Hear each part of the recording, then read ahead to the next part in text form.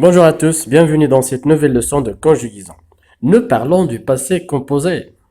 Pour comprendre ce que le passé composé, je vous invite à regarder cette image. Vous voyez un chien qui veut traverser le pont. Dans cet état, le chien n'a pas encore traversé le pont. Et regardez en ce moment, on dit le chien traverse le pont. Après un certain temps, le chien a traversé le pont. Maintenant, quelle est la différence entre les deux phrases? Regardez bien les verbes. Traverse, a traversé. Dans la première, le verbe exprime une action qui se passe en ce moment. C'est le présent de l'indicatif. Et dans la deuxième phrase, le verbe a traversé, il exprime une action qui est terminée, une action achevée. C'est que le chien a traversé le pont complètement. Donc c'est une action terminée.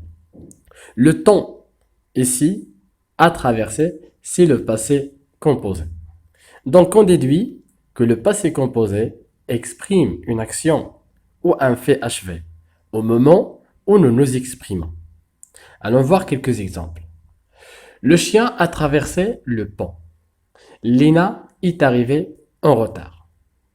On remarque que le verbe se compose de deux mots. Le premier, c'est l'auxiliaire avoir au présent. Et le deuxième, c'est le verbe traverser conjugué au participe passé. La deuxième phrase est arrivée. Elle est aussi composée de deux mots. Le premier, c'est l'auxiliaire être au présent. Et le deuxième, c'est le verbe arriver au participe passé.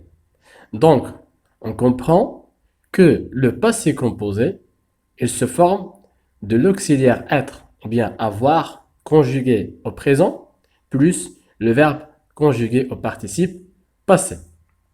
Par exemple, nous avons visité ma grand-mère.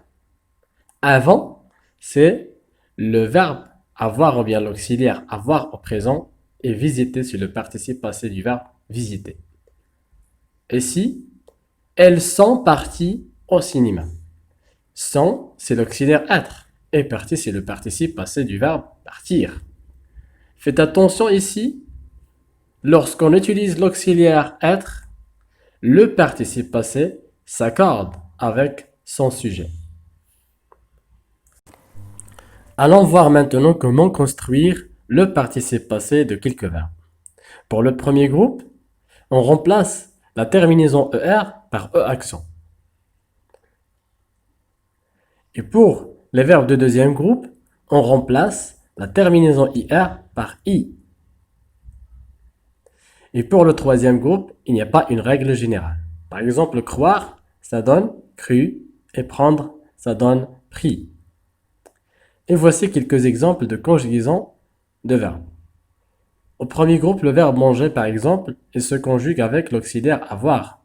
J'ai mangé, tu as mangé, il a mangé, nous avons mangé, vous avez mangé, ils ont mangé. Au deuxième groupe, le verbe choisir, par exemple, on dit j'ai choisi, tu as choisi, elle a choisi, nous avons choisi, vous avez choisi, ils ont choisi. Au troisième groupe, par exemple, le verbe sortir.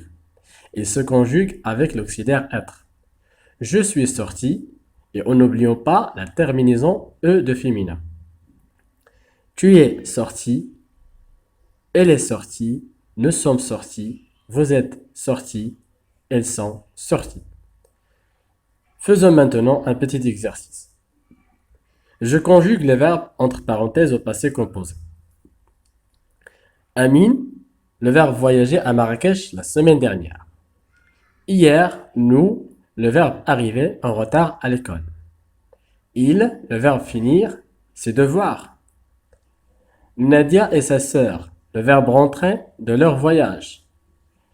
Les élèves, le verbe sortir à midi.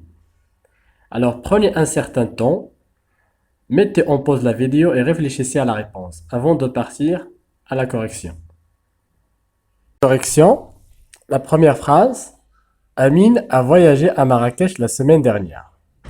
La deuxième phrase, hier nous sommes arrivés en retard à l'école.